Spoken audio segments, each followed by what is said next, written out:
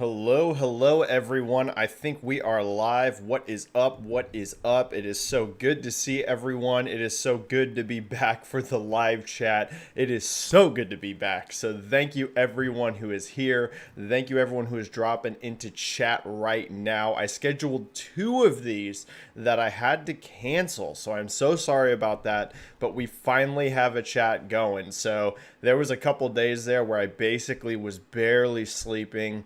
I got super run down. As you can see, my lips are all cracked and chapped. It was rough. All right, I'm feeling good now, but I had a couple days where my body was just super run down. So sorry about that. I kept scheduling them, kept meaning to do the live chat. And then, and then my body just was like, nope, not going to happen. So it's so good to be back, everyone. So good to have the chat going. I feel great right now. I feel great. I feel good. So don't worry about any of that. So a couple housekeeping notes really quick before we jump down into chat. I just had a couple things I wanted to say right off the top. First of all, I will be on the Gaming Perspective podcast tomorrow, Friday. I'm going to be on the Gaming Perspective podcast. So if you're looking for some Friday night podcasting to listen to, you can catch me over there tomorrow evening. I'm looking forward to that. That's a great crew over there, and we're going to be doing a whole bunch of next gen talk and a whole bunch of good topics over there. So you can catch me there tomorrow. And then also I wanted to give a really quick thank you to all of the super chats that everyone has done over time. I was able to pre-order the PlayStation 5 and the Series X, and a huge part of that is thanks to everyone that has ever donated in chat. You know, I mentioned it before. I hadn't touched any of that. A single super chat. I had not touched any of it since the very beginning, and so that's going to help me get those, and it's going to help my coverage a lot. So thank you to everyone that has donated in super chat. It's because of you. It's going to help my coverage a great deal. So thank you everyone. For anyone that's hopping into the live chat for the first time, if this is your first time in the live chat, the way it works, you drop your comments, you drop your questions down into chat, and I hit as many as possible. We break down the video game industry here. We break down the latest and greatest gaming news. I hit free questions, as many as possible. I get to as many free questions as possible, but if you want to guarantee that you get your question answered, there is the option to donate in super chat. Do not feel obliged to do that. Do not feel pressured to do that. Like I said, I hit as many free questions as possible, but the way to guarantee I get your question is through the super chat. So what are the topics? What can we talk about today? Obviously, the biggest one is going to be Bethesda has been acquired by Microsoft, by Xbox, and you know, as you can see from the title of my video, I said an industry shaking event, because it truly, really is industry shaking. This is the second biggest purchase or acquisition, monetarily speaking. So in terms of money, it is the second biggest acquisition ever, only behind Tencent's purchase of Supercell. So that shows you how historical this is. It's the second biggest this industry has ever seen. It's the first time Microsoft has full on acquired a publisher, not just a developer, right? Microsoft's been doing this shopping spree. They've been buying devs for a while now, but this is taking it up a level, right? This is amping things up. They purchased an entire publisher, which got them 8 different studios, and some of those studios have more than one team. For example, Arcane. So we're talking a gigantic, almost unprecedented deal in this gaming industry. So I'm sure there's going to be a million questions about that. That's probably going to be the main highlight of this show. But we can also talk about PlayStation 5 and Xbox Series X and S pre-orders, right? How that was, to be frank, really rough all around. I don't feel like either one was a home run in terms of like the consumer end experience, but clearly there's high demand. So we can talk about all of that. We have not done a live chat since the last PlayStation 5 showcase. So if people want to ask about Final Fantasy 16, if they want to ask about God of War Ragnarok, whatever, we can go into all of that as well. So that's just a few topics off the top we can talk about. There's already a whole bunch of super chats in chat. So let me hit those super chats really quick, and then we're going to go up to your free questions. Plastic Hearts Podcast with a super chat right off the bat saying, hope all is well, my dude. I'm doing good. I'm feeling a lot better. Like I said, I got pretty run down. I was in a rough spot there for a little bit. Not like crazy sick or anything like that, but just like run down beat. But I'm feeling good. And then a question here from Plastic Hearts Podcast. These Xbox SSD upgrade prices are rough. Yes, they're very expensive. $220 in the US. With PS5's approved 4th gen M2 cards likely at same prices, when will these get any cheaper? It's a great question, Plastic Hearts. Yes, all around, upgrading your storage next gen is going to be really expensive, whether you go Xbox or PlayStation. A lot of people are going wild about the Xbox prices, but like you mentioned, I don't expect PS5's SSDs to be all that much cheaper. Now, you might be able to get a little bit cheaper with deals and such, right? Because PlayStation is going to have third party, like multiple third parties, right? They're not locking it down to one, whereas Xbox, at least as of now, who knows if that changes in the future, but for now, the only SSD you can buy that will work on it is from Seagate, right? It's a very specific one, so they can really control the pricing on it. PlayStation 5, I think you're probably going to be able to get deals and find some a little bit cheaper than that, but I wouldn't expect like radically cheaper prices, to be honest, just because the SSDs we're talking about here are ultra fast, incredibly high-end SSDs. This isn't just your basic SSD that you can buy on PC. Now, this speed is going to become more common, right? But most of the SSDs you see out there on PC right now aren't at this level of speed. So yeah, they're going to be very expensive. Whether you're on Xbox or PlayStation, you're going to be spending a lot in the coming future to upgrade. When I think that will get any cheaper, it's going to be a while. I think it's going to be a solid year or two before you start seeing those prices come down.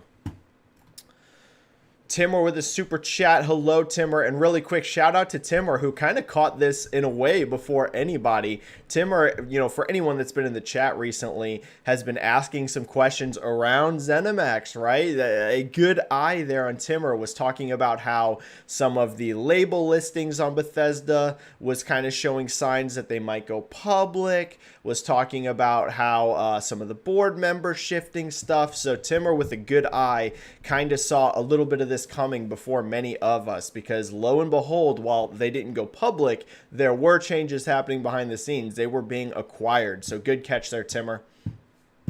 Hi, Benji. What are your thoughts on Microsoft acquiring Zenimax, and what does it do for the industry going forward? Okay, I'm going to give you my broad answer here, and then we'll get down into the details, I'm sure, with a lot of other people's questions. People are probably going to ask a little bit more specific stuff. So here's my just broad overview, my kind of broad opinion about what I think about all this. It's huge, right? I mean, it's gigantic. It's $7.5 billion. That is insane. That is huge money. Like I said, the second biggest gaming acquisition ever. So, couple things here. First of all, for Microsoft, it's big. Very big, and it's very big specifically because of Game Pass. I know we all talk about Game Pass now all the time. In some ways, it feels like we talk about Game Pass more than we talk about like the actual Xbox consoles themselves, right? Because Microsoft is building out this platform with Game Pass where that's really the future of their business. It doesn't mean that Microsoft's about to take Xbox consoles and just throw them to the side. We're done with Xbox. We're not making any more consoles anymore. Nothing like that, but their broad vision, long term, the next 5-10 years, it's all about that, right? It's all about making Game Pass in as many homes and as many devices as possible. Now, how am I tying this back into the Bethesda Zenimax purchase? Well, like I mentioned at the top, that's 8 different studios and multiple teams at some of those studios, like Arcane, right? They have 2 different teams. So Microsoft really wants a game hitting Game Pass every 1 to 2 months, really, from their first party, right? 3, I would say at the latest, but the way Disney Plus has gotten so big, the way Netflix has gotten so big, and I see the arguments that, hey, video games are different. I'm not going to necessarily say Game Pass is a one-to-one thing with Netflix, but the way those got so big is exclusive, content made by them, right? With Netflix, it's Stranger Things hitting, and then the next month you got Tiger King, and then the next month you got an original movie. With Disney Plus, you've got all of their old movies, but then you've got The Mandalorian and you've got WandaVision coming up. It's all about that constant stream of content that's exclusive to your service. And that's really what Bethesda is going to help here. You're talking multiple teams, multiple things there that really helps them keep that steady stream of Game Pass games hitting. So it makes perfect sense. It's a gigantic purchase. I think it was a good buy personally. I think it was a very, very good buy. It is expensive. Yes, they spent a fortune, but Microsoft's a $1 trillion company, right? We're talking about a gigantic business. They can afford it. Microsoft's coming into the industry right now, and for better or worse, depending on your opinion on this, they're throwing their money around. And this was one of those moments where it was a reminder, when Microsoft wants to spend, they can spend. What does it mean for the industry going forward? I'm sure that we're going to get into a little bit more of the details later, so I don't want to answer everything Bethesda with just Timur's question here, because I know a lot of people are going to have stuff. But it's big. It's I will say it is huge. It is very, very good for Microsoft, and I'm very curious what Sony thinks about this. Thank you for the super chat, Timur. We have a couple more super chats for me to clear here, and then I'll start hitting some free questions. Thank you for all these super chats off the top, everyone. Split End 89. Well, thank you, Split End, for the super chat, and thank you for being the best mod in the business. Shout out to Split End 89, everyone, always moderating the chat. Will we see any free upgrades for The Last of Us 2 or Ghost of Tsushima? Now, this is a fantastic question, Split End, coming off of what we've learned in regards to Spider-Man, right? So, for anyone that's missed this, I'm sure everyone in my chat is well aware, but for anyone that missed it, Spider-Man is backwards compatible, right? So, if you own Spider-Man on PlayStation 4, you're going to be able to play it on your PlayStation 5. It's going to play just great. It's going to play just perfect, perfectly fine. It's going to run on your PS5. You're good to go. There is, however, an enhanced, a remastered Spider-Man. And for that, you will have to buy it, right? You're going to have to get either that Ultimate Edition of Spider-Man Miles Morales, or I think they might be charging for it separately too if you want to. So that brings in the question, is this going to be all PlayStation games you're paying for enhancements, or is this going to be a case-by-case basis? It's a great question, Split End. I could be totally wrong here.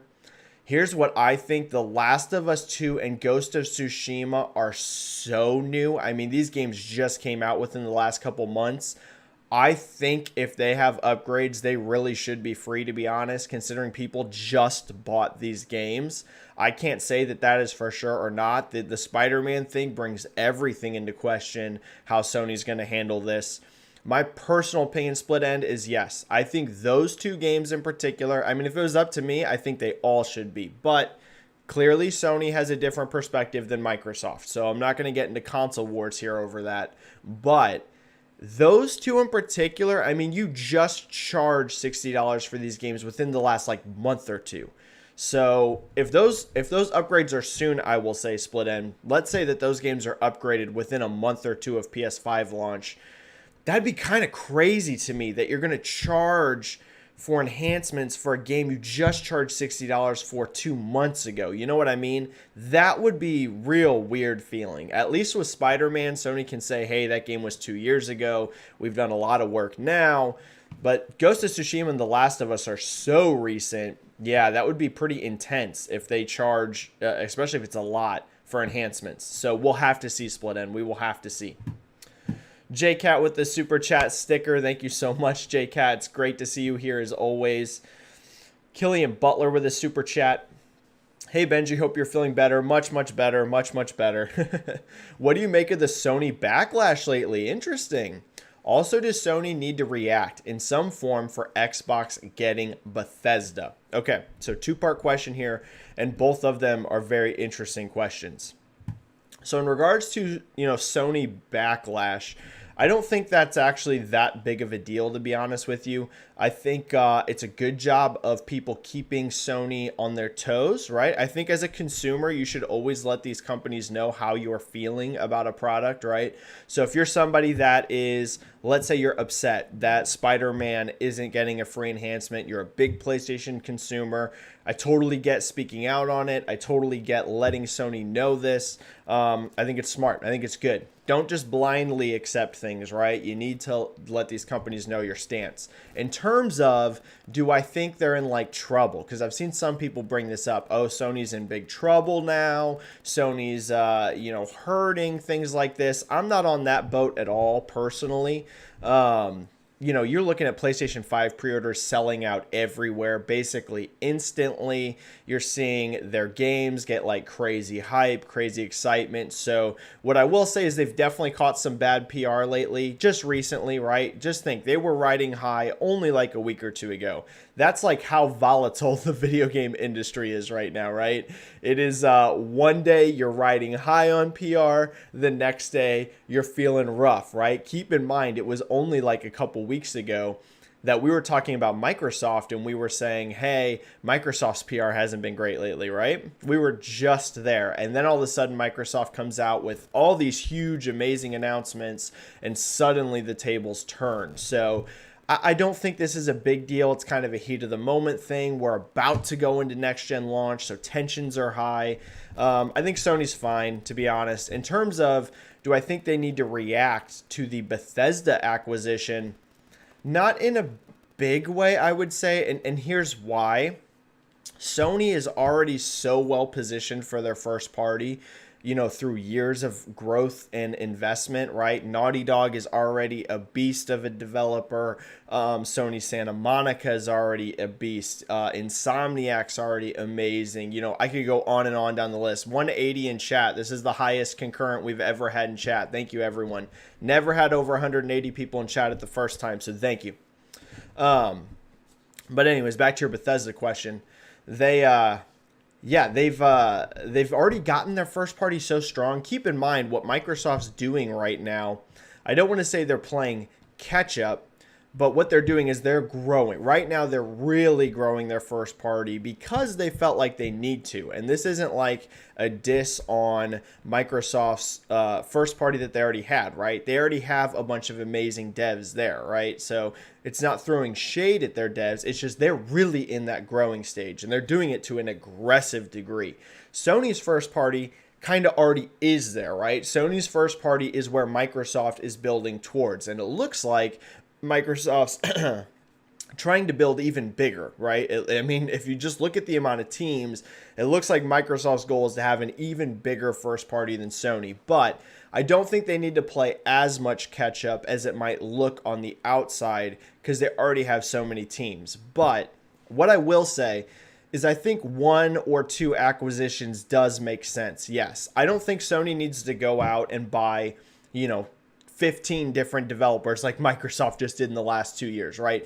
Microsoft has gone completely to the next level in acquisitions. I don't think Sony needs to do anything like that. But yes, honestly, if I'm Sony right now, it is clear Microsoft is on the aggressive, right? This isn't going to stop. I don't think it's going to stop anytime soon even. I don't think this Bethesda purchase is the end at all. I think there are more coming. I don't know if they're going to be as big as Bethesda, but here's the thing. We're at like 23 studios right now for Xbox first party, which is crazy. I will not be shocked at all to see Microsoft push to 30. I really think we could see 30 eventually. I'm not going to say in 6 months Microsoft has 30 first party studios, but do not be surprised if you see that in the next couple of years. So yeah, I would lock down one or two. I mean, if I'm Sony, Microsoft's shopping. So you might need to lock one or two down. All right. Tons of super chats. Thank you, everyone. Don't worry, free question people. I'm going to hit yours as well, but we have so many super chats pouring in. Thank you so much. Vitor HSF with the super chat. Do you think that Microsoft have the strategy to make PS5 a secondary console for exclusives only, with Xbox being a console that covers a bigger public with a cheaper version and Game Pass? It's an interesting question, Vitor. Here's what I'll say. Even with all of these big moves by Xbox, I'm still expecting, holy cow, we're about to hit 200 people in chat, everyone. Thank you. That is insane. We're about to have 200 in chat. Wow. Thank you, thank you, thank you. Yeah, anyways, here's what I'll say.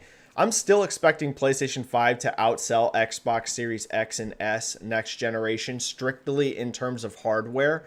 I just really am. Just because, and here's the thing, I do expect Xbox to sell a lot better than Xbox One did. In fact, I think it's almost a guarantee. I see no scenario really, now that we know pricing, now that we know Game Pass getting so strong, now that we see these first-party studios growing, I really, really think that that Xbox is just going to have a much better generation than they had with the Xbox One. But if I still had to make a hardcore prediction here for hardware sales, I'm still leaning PlayStation selling more than them, and that's really because of Japan and Europe. Now, PS4 isn't huge in Japan, but it sells well. And compared to Xbox, it's not even. We just hit 200. Thank you, everyone. Thank you for 200 in chat.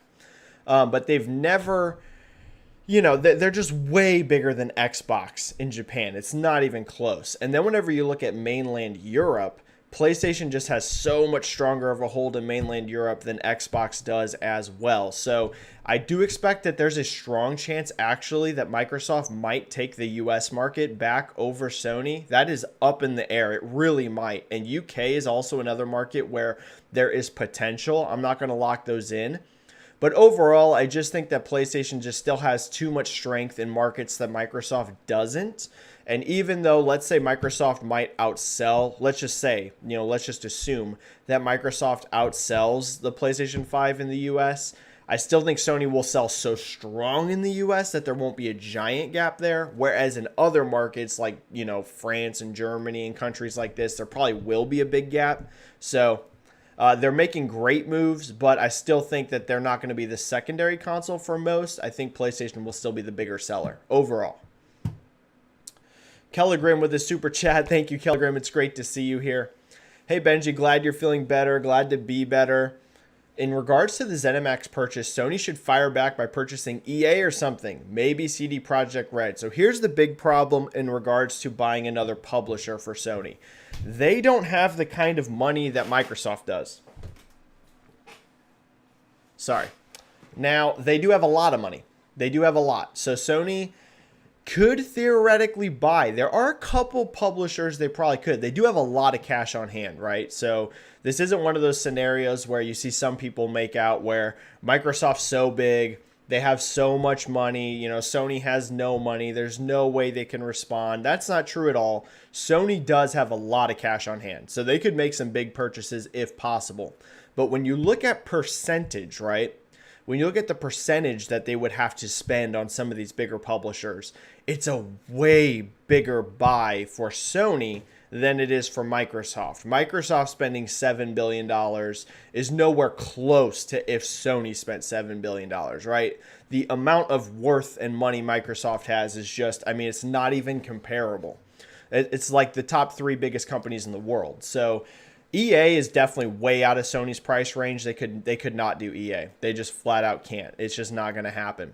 And CD Projekt Red is also pretty much out of their wheelhouse now as well. So what I'll say, Kellegrim, is I cannot see Sony buying another publisher. I can see them buying other devs, though. I definitely could see that. There's a lot of devs out there they could scoop up. And keep in mind, Sony was rumored to be in the bidding for up to $1 billion for the my brain's going offline, but for the company behind Warframe, right? So they were just in that range where they were looking at spending potentially $1 billion. So Sony does have money to spend. I just think that the big publishers, the big ones, the EAs, the Ubisofts, the Capcoms, the Square Enix, they're just out of their price range. They don't have that kind of money. Microsoft does, they just do.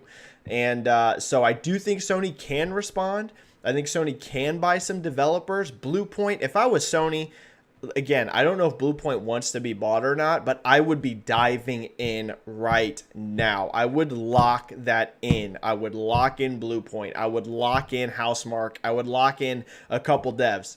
Because here's the thing, if you don't, you do run the risk with the way Microsoft's being right now that they swoop in and acquire someone. I mean, you're in that game right now. It's a scary place in some ways, the consolidation of the video game industry, but I mean, that's where we're at. Rafael Bonelli here with a super chat. Thank you so much, Rafael. Amazon just announced Luna, a stream service subscription, US $5.99, more than 100 games. What are your thoughts about that? Big cheers from Brazil. Cheers to Brazil. Thank you so much, Rafael. It's interesting. Amazon's a giant company, but one thing we have learned recently, right, is just because you're a tech giant, that doesn't guarantee industry success, right? Just look at Google with Stadia. Google's one of the biggest companies in the world. Amazon's one of the biggest companies in the world.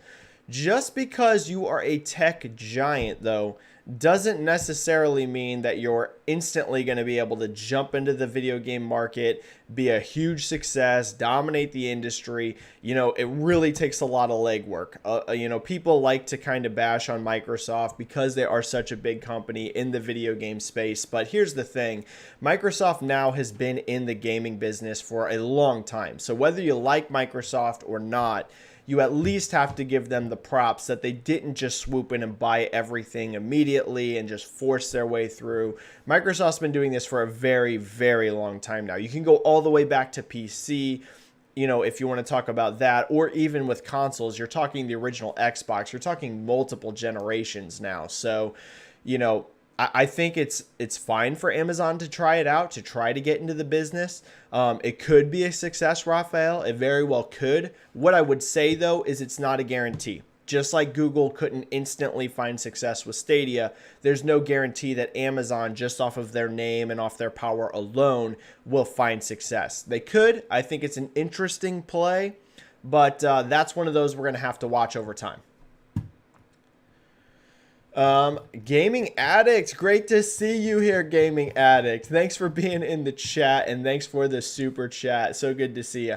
Any comments on how they took PS5 off of the Starfield site? So, yes, let's go into the exclusive talk, right? Because I'm sure a lot of people are going to have questions about what does this mean? Is Bethesda games going to be exclusive? That's the big question on the table for so many people, right? So many people, myself included. And to piggyback off this, Gaming Addict, so I can't verify. I'm not 100% sure if they took PS5 off the Starfield site. I have seen that reported, that it was there before and then it was gone. But here's the other thing I can say. I keep looking back at the press release, right? The official press release from Microsoft. And let me read something to you here. Okay, this is via the official press release when Microsoft purchased Bethesda. They say, let me find it. One of the big things that has me most excited is seeing the roadmap with Bethesda's future games, some unannounced and many unannounced, to Xbox console and PC, including Starfield. Now, why am I reading you that comment? There is no mention of PlayStation 5. Now, this is an official press release. It's on the Xbox website. So you could go with, hey, maybe they just don't want to mention PlayStation here. You also, though, however, have Microsoft's comments recently afterwards where they said that Bethesda games are coming to Xbox and PC, and other games will be a case-by-case basis. Now, what that says to me, again, is that most games probably are going to be exclusive. There will probably be a few here and there that go to other platforms. We have seen that before, though, right? We've seen that with Cuphead. That was a studio that Microsoft does not own, but they published Cuphead. We have seen it with Ori. Microsoft does not own Moon Studios, but they published Ori. So them as the publisher have to give permission to publish those on other platforms, right?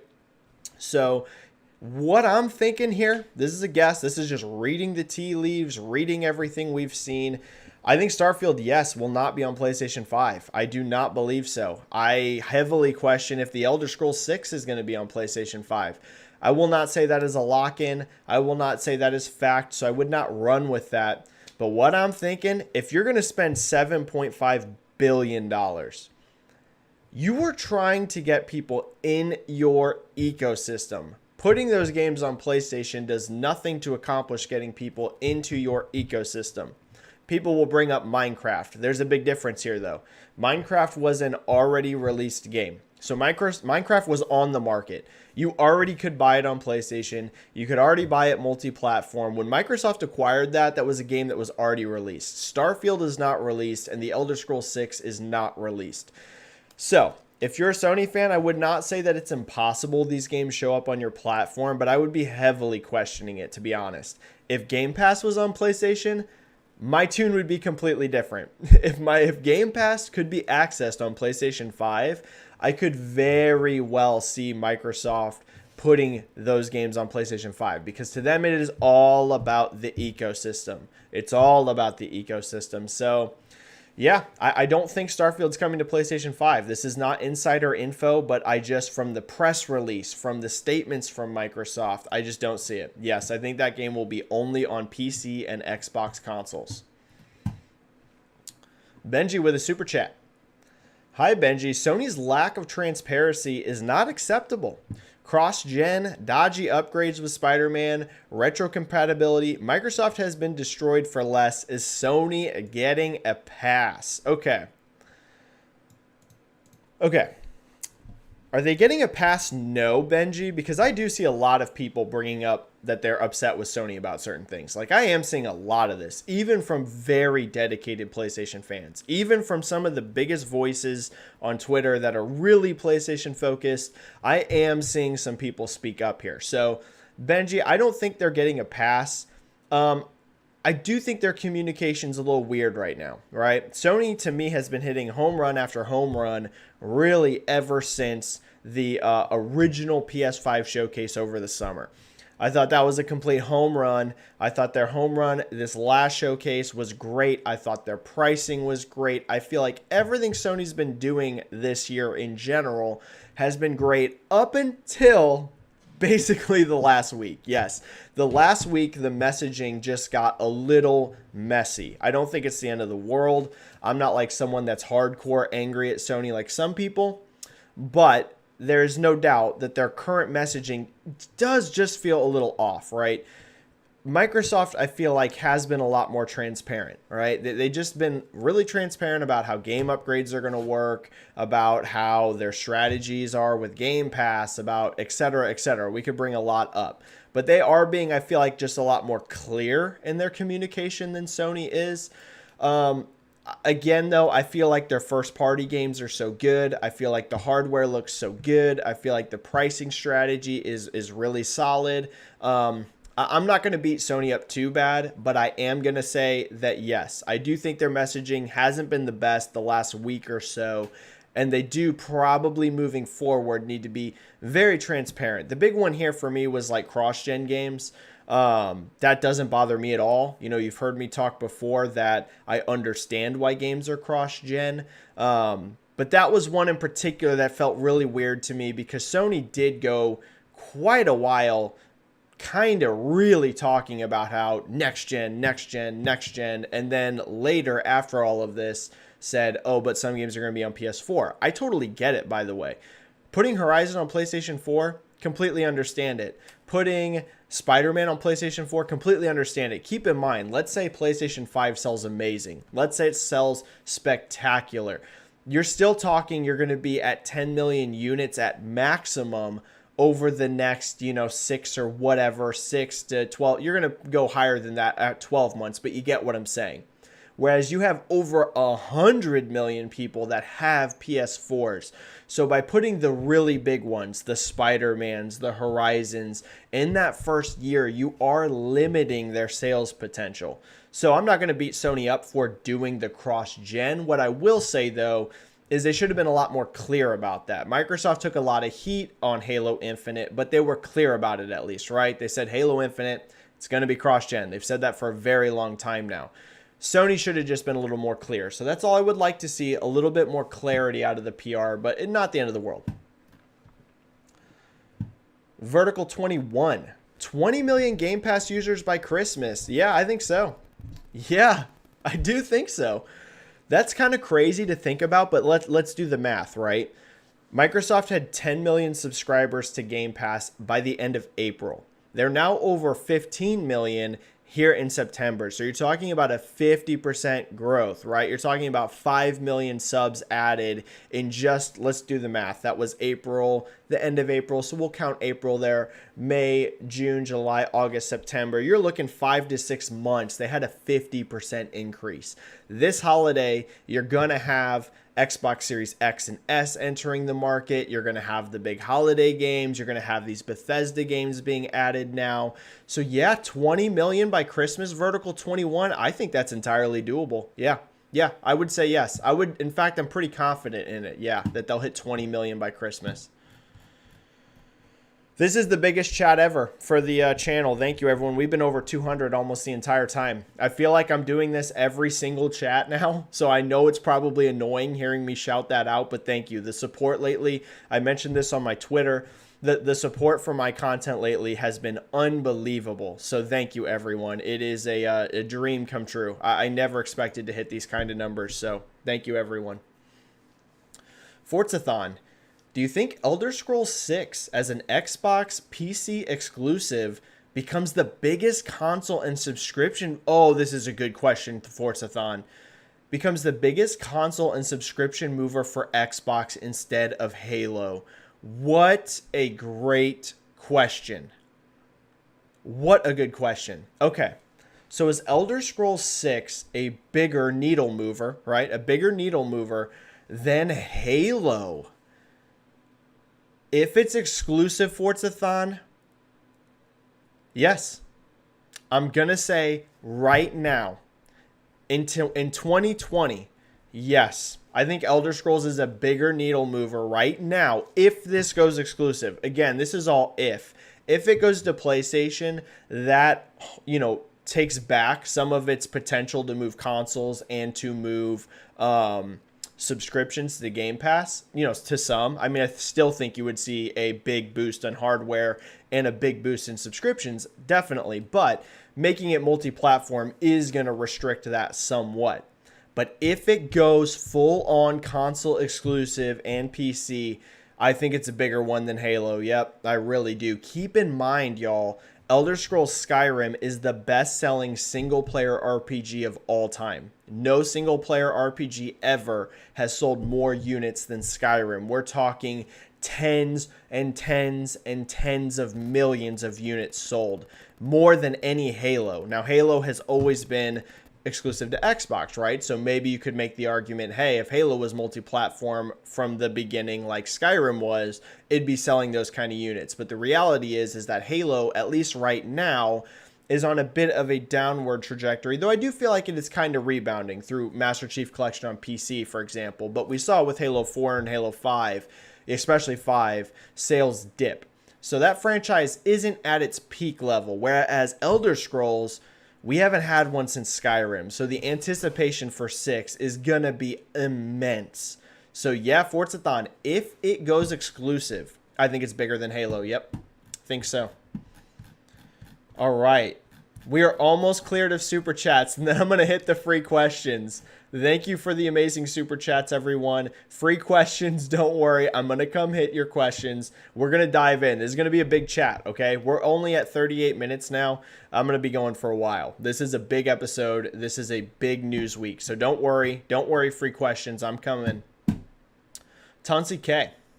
I asked this question once, but how third-party $70 games can compete with Xbox with Game Pass? People and companies in the industries need to earn money. Okay, yeah, this is a good question. Basically, what you're summing down to, Tansi, is how does Game Pass affect third-party devs, right? If you're a dev out there and you're charging $70, but all of a sudden you have Game Pass out here for super cheap prices, is this a worry for third parties? Here's what I'll say, Tansi. I used to say no. My tune is slowly changing on that. If I was a third-party dev, I'd be starting to get a little bit more concerned about Game Pass. Yes. Now, not in a panic level, but Game Pass is going to become a juggernaut. People need to realize that. We're all freaking out, many of us at 15 million right now. It is going to go so much higher than 15 million. We're not even seeing the beginning of Game Pass yet in terms of how many subscriptions it's going to get.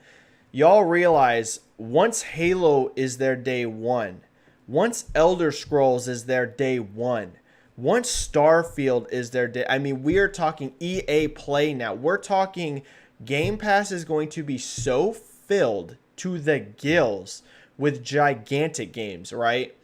Day one, that, I mean, I think we're going to see 50 million games. Yes, 50 million Game Pass subs in the not too far future. It's going to take a while. We're not going to be at 50 million subs tomorrow, but it ain't going to be 10 years either. Like, we're going to be up in that range. If they keep adding content like this, you're going to just see exponential growth for Game Pass.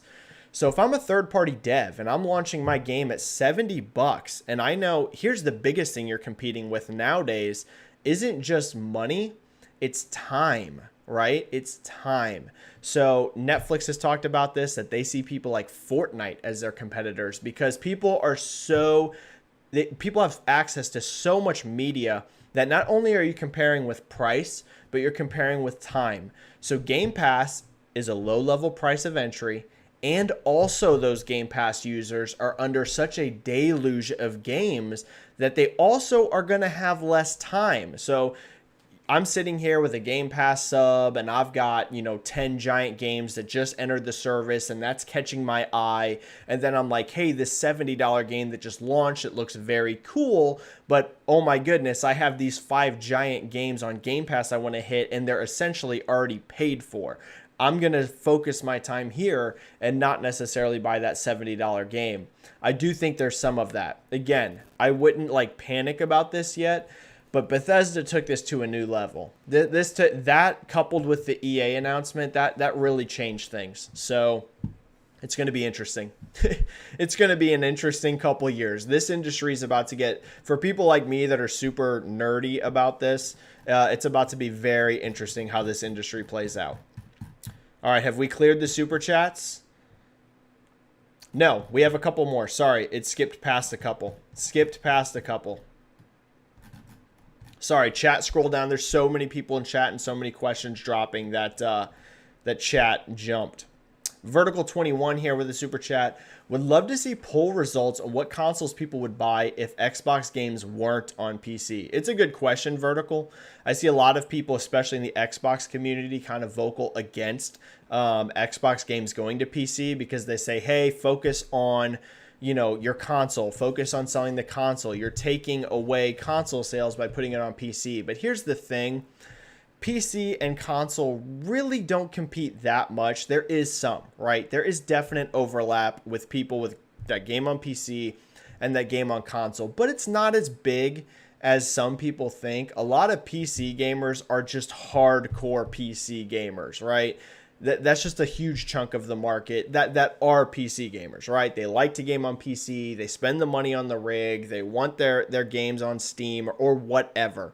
So do I think Microsoft could sell a few more consoles if they weren't on PC? Yes, I think they could sell a few more, but I think they're making so much more money getting those games on PC. I think it counterbalances the lost sales on console. You see what I'm saying? I think the software boost is worth losing a little bit of console sales because we've seen games like Sea of Thieves, Master Chief Collection sell millions on PC. So that's a ton of revenue. So yeah, they could sell a few more consoles if they weren't on PC, but I think they're fine. I think PC is totally fine.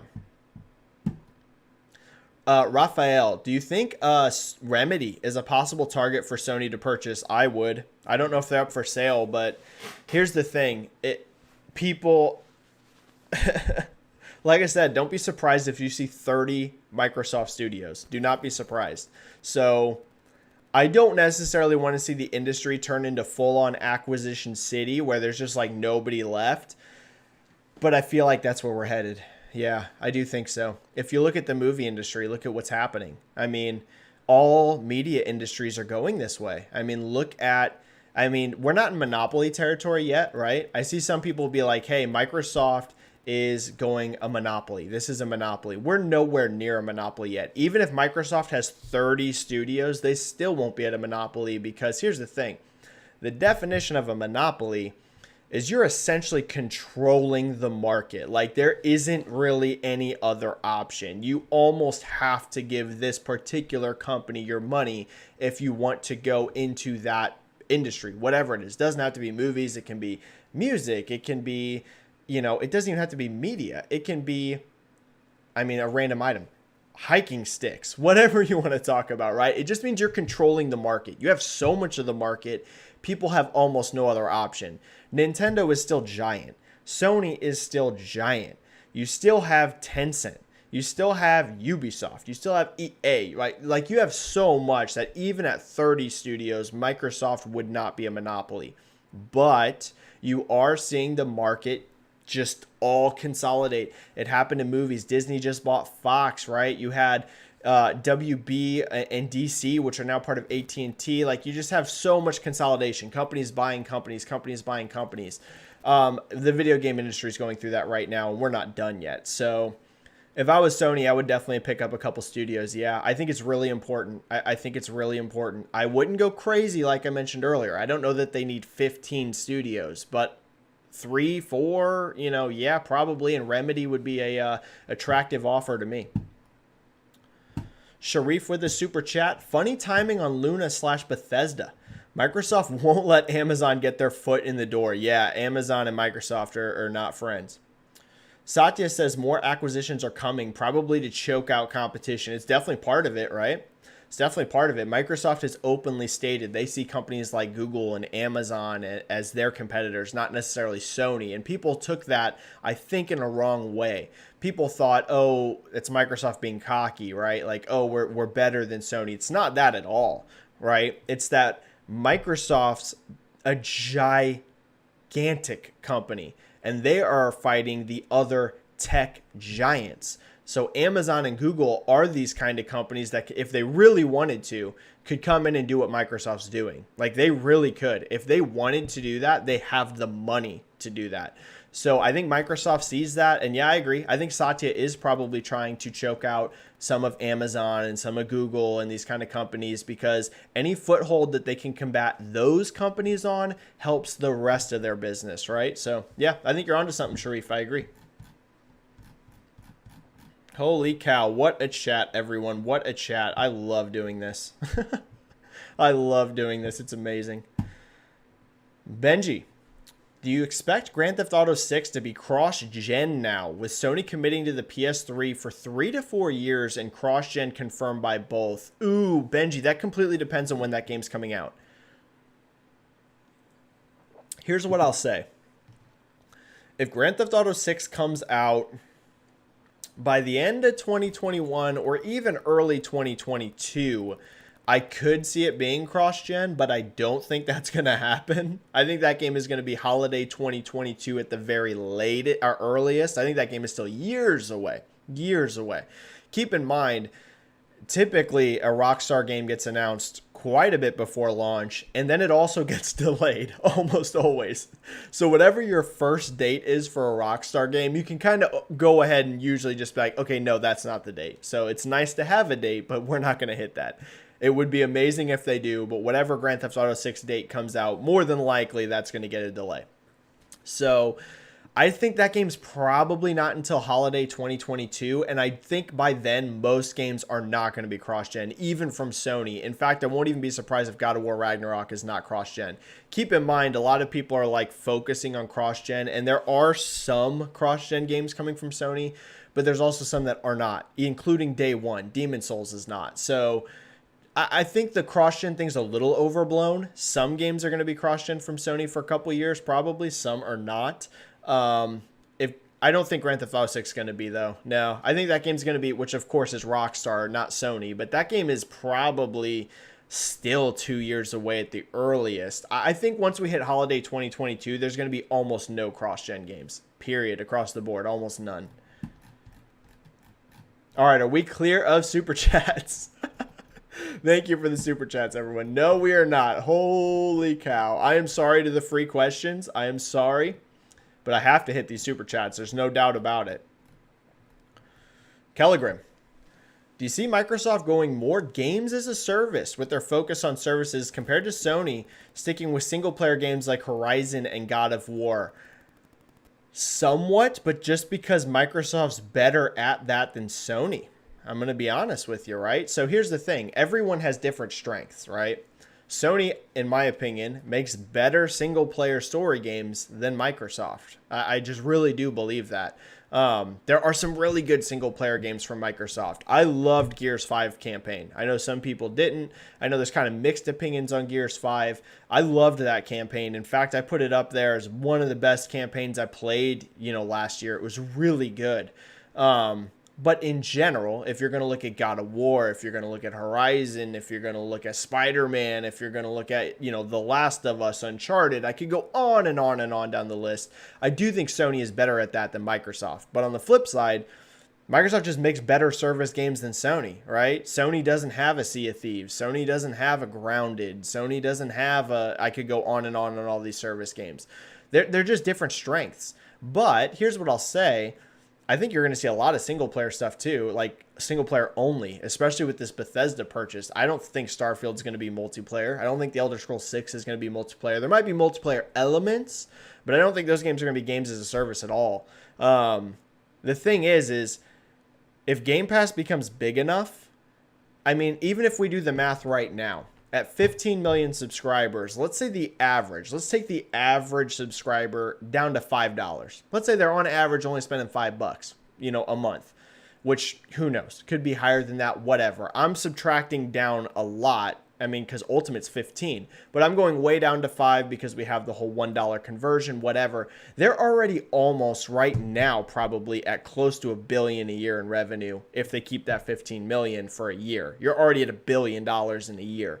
If that goes up to where I think it's going, where it's going to be hitting 20 million by Christmas, higher than that next year, the amount of money they have coming in just from Game Pass subscriptions will basically open them up to be able to develop whatever they want. If they want to make a single player game and put it on Game Pass, fine. The revenue from Game Pass is giant. If they want to make a multiplayer game and throw it on Game Pass, that's fine. The revenue is giant. It's whatever you want to make. So do I think you're going to see a lot of service games? Definitely. But I don't think it's one of those scenarios where Microsoft's just not going to make single player stuff, because the future of Game Pass revenue is potentially insane. Insane. All right. Mariano Pampa with a super chat. These super chats are insane. I'll have to, as the chat grows, I'm going to have to figure out a way to hit free questions to get there, to help with the free questions, because this is crazy. Mariano Pampa. Just want to say glad on all the success, brother. Thank you, Mariano Pampa. Keep killing it. Love hearing all the info you provide. Thanks, man, and have a great one. Thank you, Mariano Pampa. Thank you so much. It's an incredibly kind comment. The success lately has been truly amazing. I appreciate it so much. Thank you. I do my best to cover the game industry as solid as I can. Like anyone else, I make mistakes, and like anyone else, I will have some bias, even if I'm not aware of it, that can potentially, fog my vision, right? I'm not going to say I'm perfect, but I do make the attempt. I really try to cover it as fact-based as I can. So thank you, Mariano. I think that helps, and I think that's what's helping the growth. I think people realize that my intentions, at least, are trying to cover it the best I can. Alex Eckelkamp with the super chat. Thank you, Alex. Thank you so much, Alex. Would you recommend the PS5 or Series X for the average gamer? This is a great question, Alex. And here's what I'll say.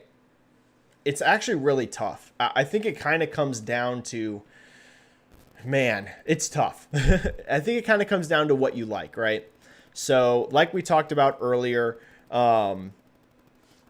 Microsoft makes really good multiplayer stuff. They definitely make good single player stuff as well, but Sony really has that market on lock. Like they're so good in that area. I'd say if you really like story heavy, really narrative focused, triple A, cinematic type games, I still think Sony has the edge there. Even with this Bethesda purchase, I still think Sony has the edge there for now. So if you're that type of gamer, I would lean Sony still. But if you're someone that, doesn't want to spend a lot of money, Microsoft's value proposition is becoming crazy, right?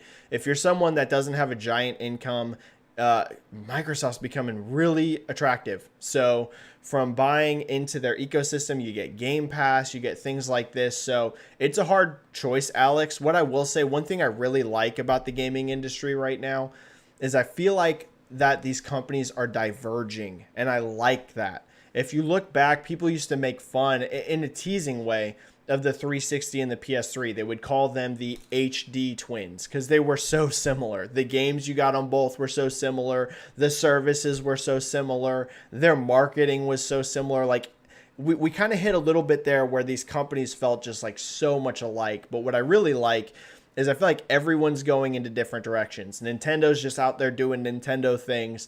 Sony's really focusing on their linear story-based, cinematic games. Microsoft's going all in on Game Pass and variety, and I love it. I love it. I feel like we're all in an interesting spot with the gaming industry.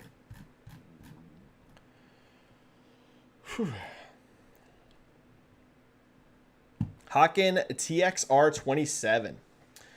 Do you think publishers like EA, 2K, Take-Two is buyable?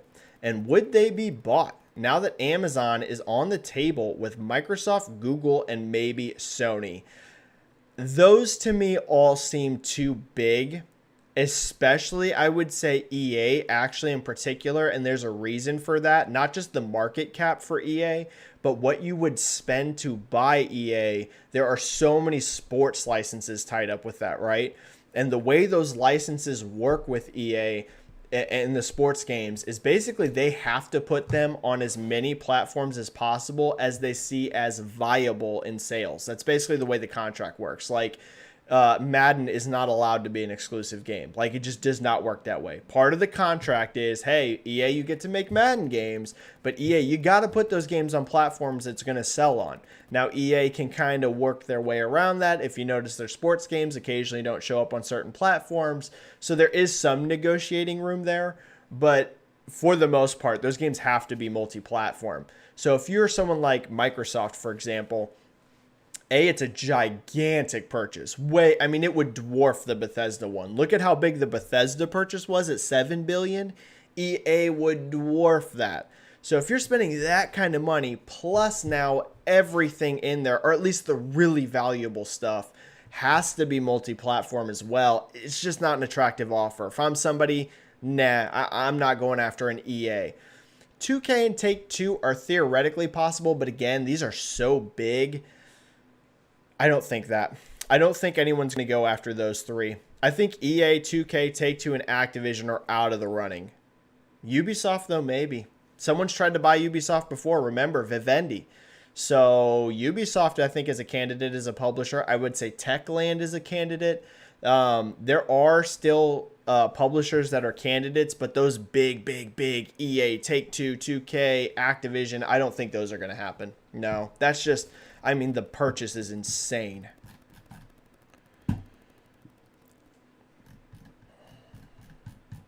All right, have we cleared super chats? No.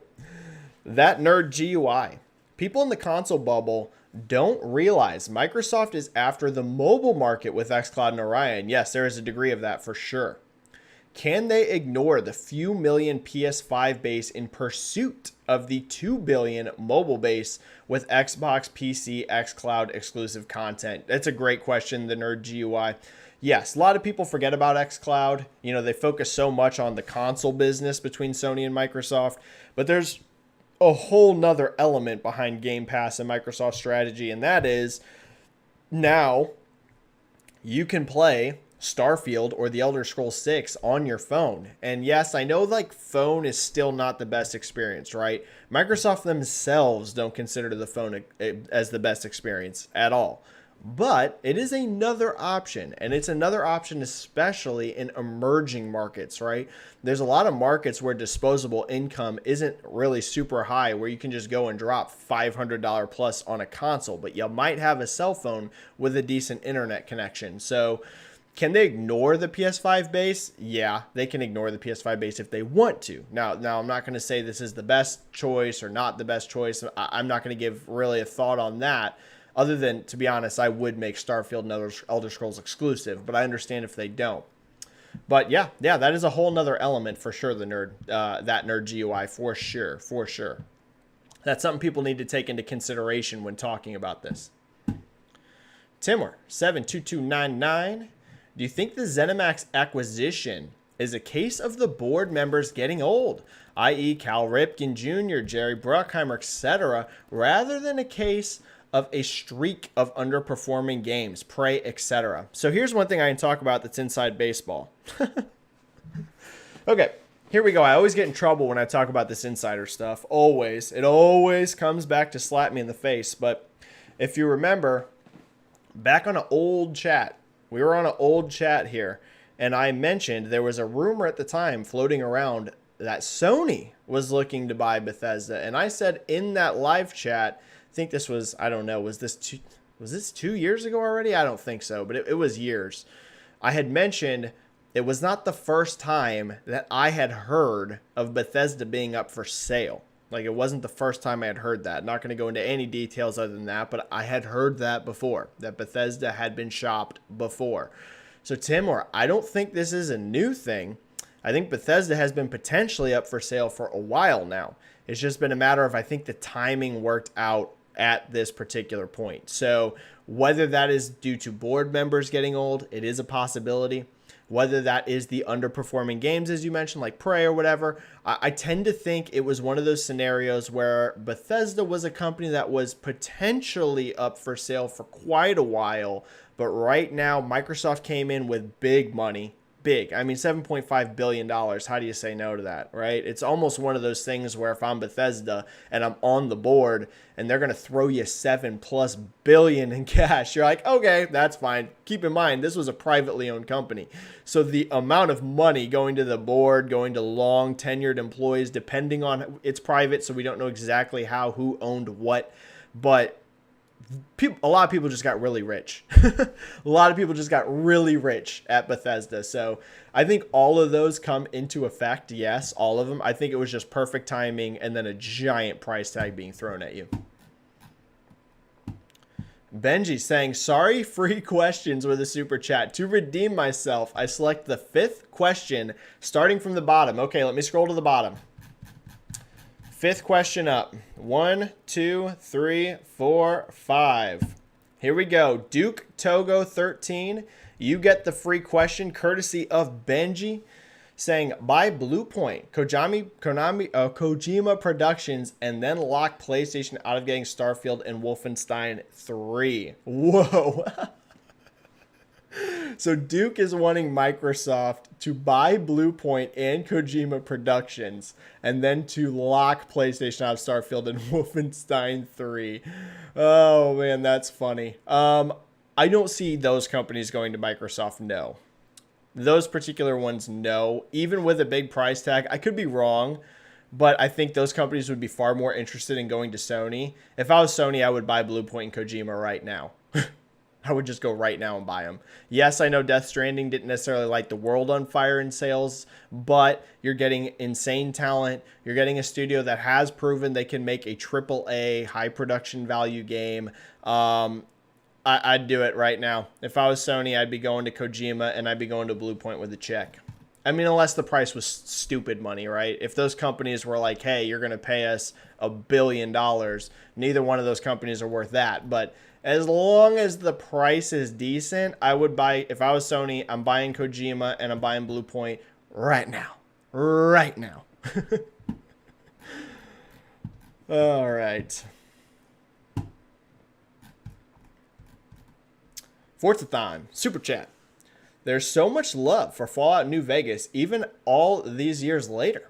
Obsidian hinting at a sequel got more likes than the whole announcement tweet from Xbox. Yeah, it's going to be interesting how Fallout shakes out. It could be that now that Bethesda is owned, maybe Obsidian do it. Here's what I'll say. Microsoft's going to figure out something with Fallout. Who's going to develop it, I don't know. But there is no way now that Microsoft owns Fallout, they're just going to let Fallout sit on the sidelines until Elder Scrolls 6 is done. Because, y'all, who knows when Elder Scrolls 6 is coming out? Starfield doesn't even have a date. There's a few people hinting it's in 2021. If that's true, I'm guessing it's the very end of 2021. I think that's potential. I think that's potentially possible. Keep in mind, the Fallout 4 announcement to release was a very short window. And Todd Howard just said in a recent interview that he likes to, with Major Nelson, that he particularly likes to wait to show games as long as possible. So I actually think that holiday 2021 is theoretically possible for Starfield. Theoretically. I'm not going to say it's a lock, but maybe. Let's say it does hit holiday 2021. You still are going to be years away from the Elder Scrolls 6. That's probably still another 4 years away, right? They are doing some pre-production development on the Elder Scrolls 6 alongside Starfield, but the bulk of Bethesda is doing Starfield right now. So you're still looking at, even if you say very quickly, 3 years. There's no way they're going to wait for Fallout another 3 or 4 years past that. So yes, someone at Microsoft first party is making Fallout. 100%. I'm not saying they are right now, but that game's going to get greenlit in the next year or two. Microsoft has so many studios now they can throw it to somebody. Somebody's making Fallout. Yep, that's definitely going to happen. 100%.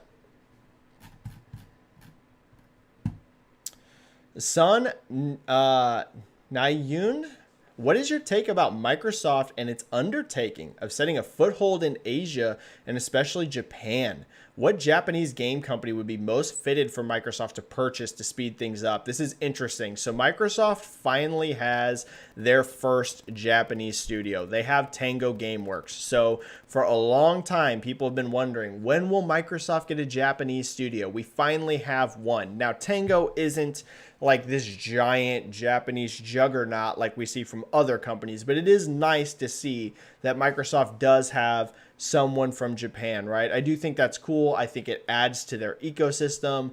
I think it adds to their community. Very cool. Like to see that. But it's not one of those acquisitions, Tango specifically, that all of a sudden is going to excite the Japanese market, right? Like you mentioned, they would need somebody that is a little bit stronger over there. I think they have been looking. If you keep in mind, Microsoft has talked Phil Spencer has talked about many times he's visited Japan, he's been going to Japan, he's been making trips to Japan. I think they want someone. The recent rumor about Sega didn't make too much sense to me for one particular reason. A lot of Sega's business is outside of like console games, right? They own arcades, they own, pachinko, like a whole bunch of stuff that I think Microsoft just has zero interest in. So if you buy Sega, you're getting all that baggage along with it. And yes, you could just close all that down, but it's a lot of there's just a lot going on there. Sega to me never made too much sense. If they wanted to go crazy, I'd go for Capcom. That would be my choice. And again, that purchase would be giant. And I'm not saying this is realistic at all, y'all. Keep in mind, we're throwing out hypotheticals here. I don't really see Microsoft probably getting any of the Japanese publishers. But if we're just throwing a what if scenario, Capcom would be my choice. Yeah, I would go for Capcom. I feel like Capcom is the Japanese publisher right now with the most upside in their future. If you look at Resident Evil moving forward, if you look at Monster Hunter growth, if you look at a lot of their franchises, I just feel like Capcom is moving in a great direction. That would be who I would go for, but I don't think that's going to happen. I don't think they're going to get any publisher. So devs, I don't know. I'm not sure how many independent worthwhile devs there are in Japan. There's been the whole Platinum rumor for forever. Maybe Microsoft's going to buy Platinum. I don't know about that either. I don't think they're going to buy Platinum. So I don't know. It's a good question, son, because to me, it feels like there's not a lot of great options, and the good options like Capcom seem like they would just be an enormous amount of work and money to make happen. But you never know. I mean, could be totally wrong. All right, super chats are cleared. Ralph Muster with the last one saying, it's good to see you, pal. It is good to see you, Ralph. It is great to see you. Thank you for the super chat. All right, I'm going to hit free questions. This has been the best chat we've ever had, y'all. This has been the biggest numbers we've ever had.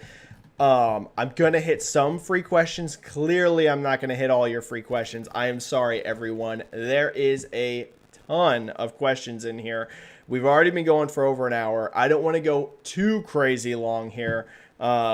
But I'm still definitely going to hit some free questions. So let me start knocking some of these out. Highlander. This is as far up as it will let me scroll, y'all. So if there is more questions above Highlanders here, I'm sorry. I literally cannot scroll more up than this on the live chat. This is as far as it's letting me go. Matt Booty, the president of Microsoft Game Studios, has said other than the 2 exclusives, Fallout 5, Elder Scrolls 6, and Starfield. I'm having trouble reading that, like what it means. Matt Booty said that those games are exclusive. I'm sorry. I'm not sure. Jimmy, do you think Game Pass might come to PlayStation 5? Jimmy, I think it would come to PlayStation 5 if it was up to Microsoft. I think Sony will shut that down no matter what. I don't see any scenario Sony allows that to happen. Sony, to me, Sony on the outside looking in sees this more as a competition with Microsoft than Microsoft sees it the other way around. And I don't mean that, again, like I said earlier, in like an arrogant way for Microsoft. I feel like Microsoft is kind of just focused on doing their own thing. Like right now with Game Pass and stuff, I feel like they're just focused on building up their own thing. Whereas I feel like Sony still really views Microsoft as a straight up competitor. So I don't think so. I don't think Sony will ever allow Game Pass on PlayStation, but I think Microsoft would if Sony allowed it, yeah. But I just don't think it's going to happen.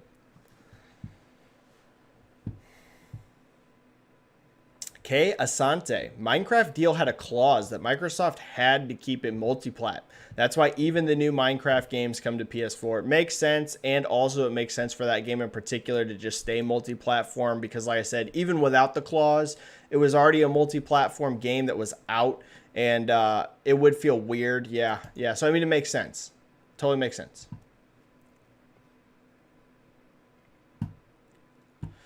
Pedro. Opinions on the Switch Pro, Benji? Yeah, I mean, it looks like it's happening. It looks like it's a very real thing, right? We had all those Bloomberg reports. Now, Bloomberg has been wrong, right? We just saw Bloomberg recently be wrong on their reports on the PlayStation shipments. But now there's other people. I believe Dust Golem has come out and said it's a real thing.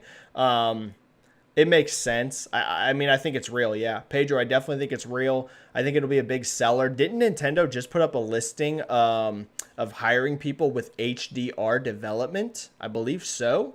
So, yeah. Yep, makes sense. Yeah, I think it's real. I think it'll be big, Pedro. I think it'll be huge. Price tag, I'm predicting $400. I think it's going to be $399. Yep, those are my thoughts on it. Ugarkin, there's a rumor that Sony was trying to make Starfield PlayStation 5 exclusive, but Microsoft bought the entire company. I don't know if it's true or not, but it is fun. Yeah, this came from, oh man, my brain's farting right now. He's on Kind of Funny. Imran. I believe it makes sense. We just saw Deathloop be PlayStation exclusive, right? So we already know Sony was negotiating with Bethesda on Deathloop because Deathloop is console exclusive, I believe, for a year. So we already know that they had a relationship. We already know that they were in discussions with one another. So the fact that there might have been Starfield discussion as an exclusive as well is not surprising to me at all. Yeah, I believe that. I don't know. I don't have inside info on that whatsoever, but I definitely could believe it. And if so, that is pretty crazy that negotiation was happening. And then I don't think this is why Microsoft came in and bought them, specifically because Starfield might have went. But it is just a funny turn of events that you went from Sony negotiating to Microsoft just being like, here, I own Bethesda. It is funny. It is funny.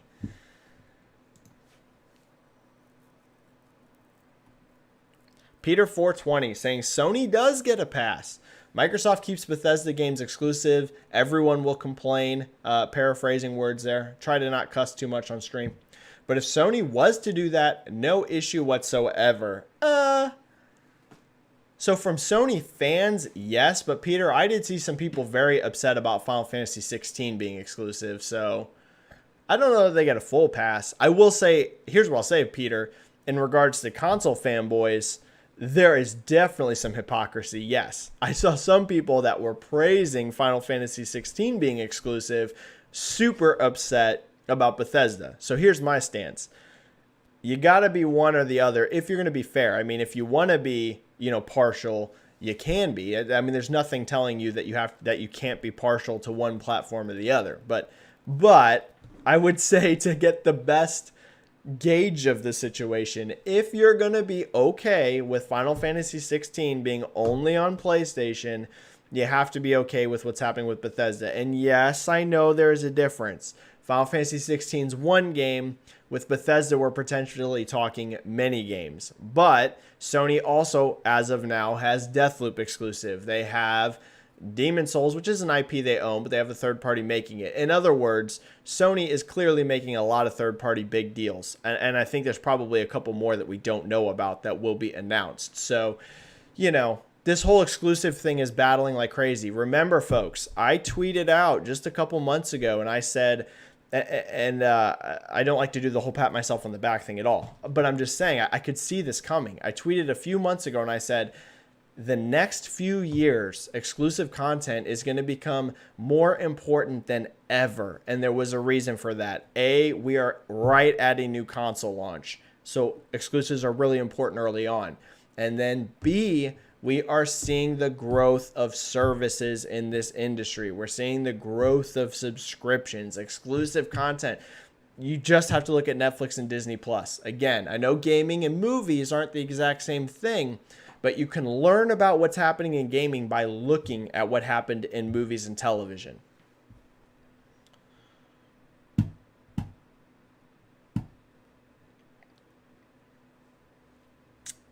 All right, I'm trying to pick and choose questions here because we're going to wrap up chat in the next 15 minutes. Within the next 15 minutes, chat will be done. I think I saw a couple super chats drop, so let me hit those first.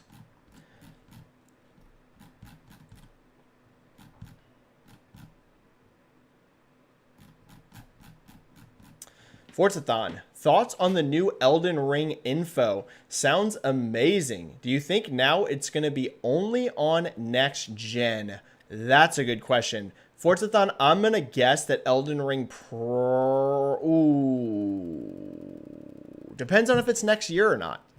Forzathon, I know this isn't like a super good answer, but what I'll say, my stance right now on games from third parties is if it's 2021, it's probably cross-gen. Not for sure, but probably, right? We can see games like Gotham Knights, for example, and Harry Potter, which are cross-gen and right now are currently slated for 2021. But then we've also seen games from third parties such as Rocksteady. Their game, Suicide Squad, is next-gen only in 2022. So my stance with third parties right now is probably the vast majority, not all, but the vast majority of third-party games in 2021 are cross-gen. So if Elden Ring is 2021, I think it's still a cross-gen game.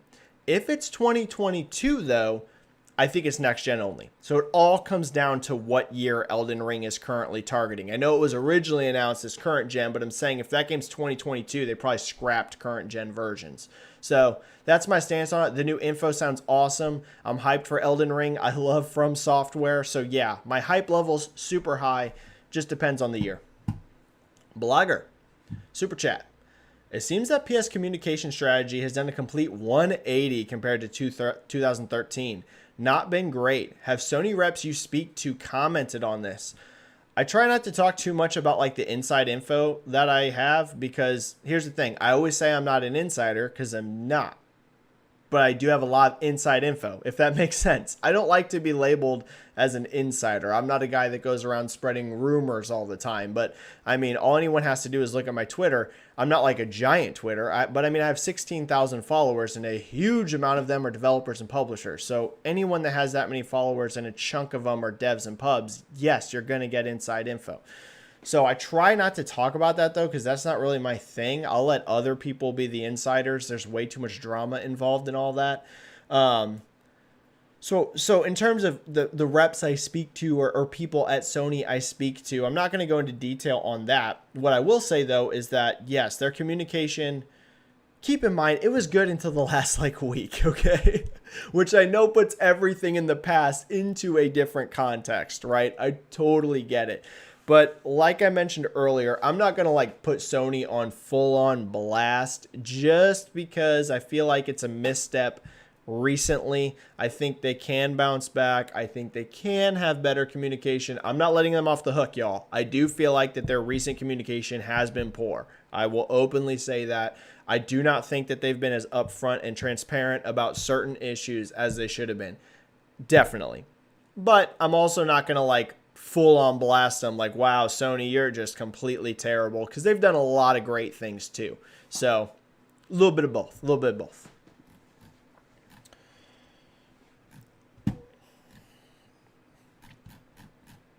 All right. Benji.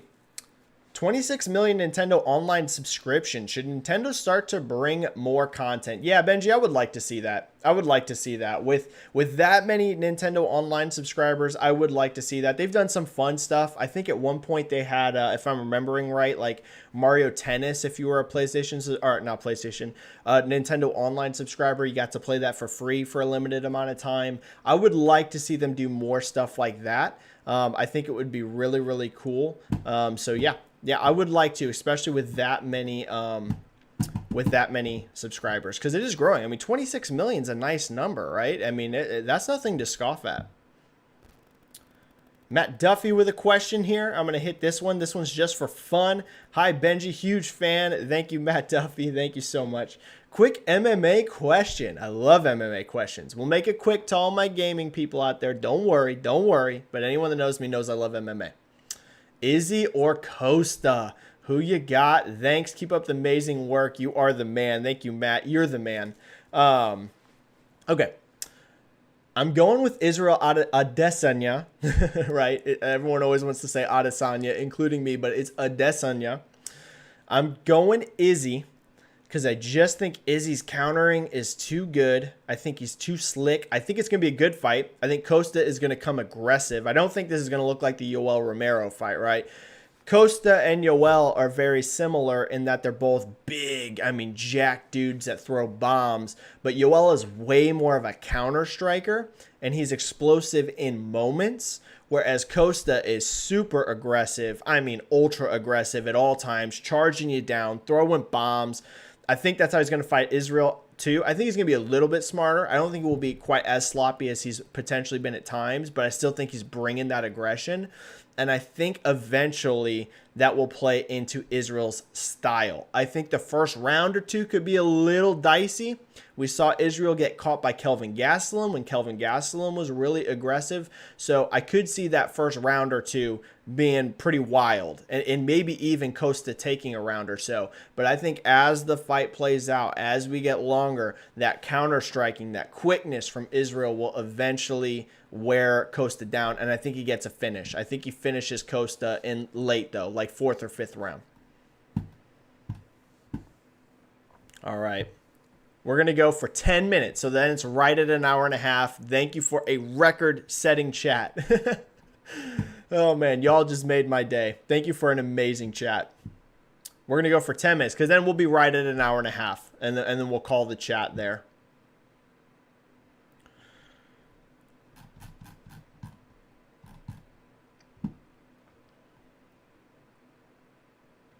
Danger Man, can't see Sega and Capcom buying any Japanese publishers due to the Japanese government. Yes, it does make it much harder. So it's not one of those situations where someone from the West just straight up can't buy a Japanese publisher, you can. But there is a lot of legal laws that make that more difficult. So yes, I agree. A Japanese publisher, a very large company, would be difficult. If Microsoft's going to go in and acquire some Japanese teams, I think they'll have to go much smaller. Yeah, I think a Capcom, a Square Enix, something like that is really, really unlikely. Yeah, really unlikely.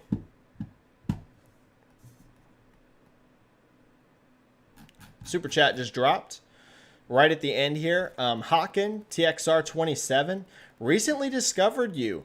Oh, cool. I like that you're neutral. Thank you. Would it not give a boost to MSG Japan if they bought a good big Japanese dev pub? Thank you. Yeah, so Haken, we've been talking about this a little bit.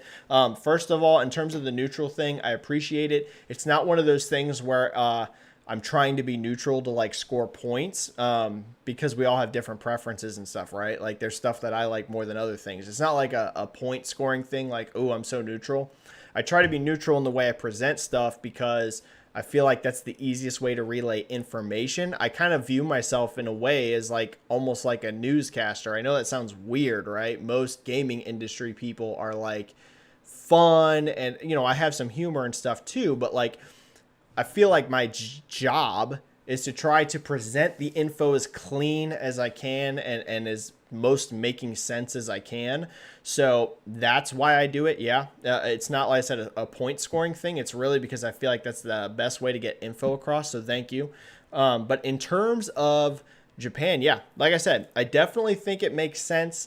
A lot of people want Microsoft to get Japan support. They have Tango now. But yeah, they definitely, the publisher thing is tough. It's tough. A Japanese publisher is tough. Really unlikely in my opinion. But a dev, I could see, yes. I could see them acquiring some devs.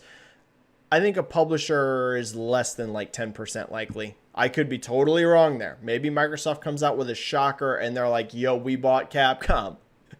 That is very unlikely though. Very unlikely. I'd put it at like 10% odds, if that. But publisher, I'd put higher.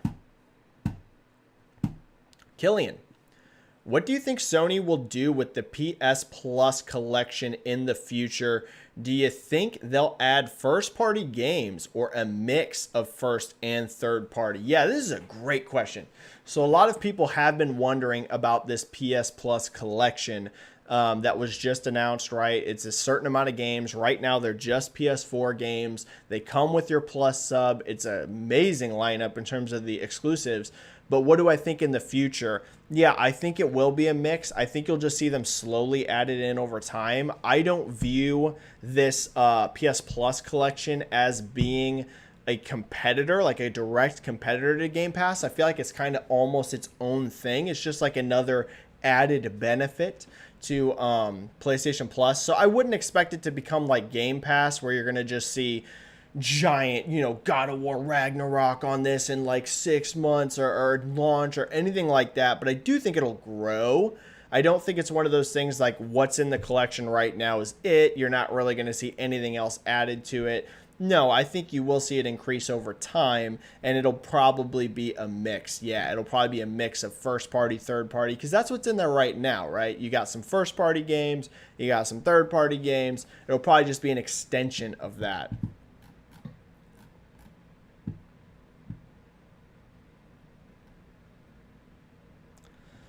All right, we're going to hit like 2 more questions and then we're out. Silence PP7, I want to get one for Silence because Silence is always in chat. And Silence hasn't had a question I've been able to hit today, so I definitely want to hit you, Silence PP7. What do you anticipate the build quality of the DualSense being at launch compared to the DualShock 4 at launch? And how soon do you think we'll get all the fancy color variants that we got with DualShock 4? So build quality I expect to be higher. DualShock 4, those launch ones, as people remember, were pretty rough. Now the DualShock 4 has gotten a lot better now. But at launch, those thumbsticks came off real easy. So I think it's going to be better, especially since they're going up in price. They're $70. That build quality better be good. And in terms of the fancy color variants, I think you'll see those as soon as next year. I don't think you'll see any this year because Sony and Microsoft are both going to be so focused on getting out, you know, the things they can produce for launch. They're going to be pushing those. Now, Microsoft does have that blue controller coming, so that does throw a wrench into things. But I'm guessing the fancy DualShocks will probably be early next year. Early next year is my guess. All right, one last question and then we're out. Here we go. Greg Judy here at the very bottom is going to get the last question. Hey, Benji, during the Larry interview with Todd, Pete, and Phil, he talked about relationships. Do you think Microsoft may try and get studios that usually work with, like Asobo and Bloober?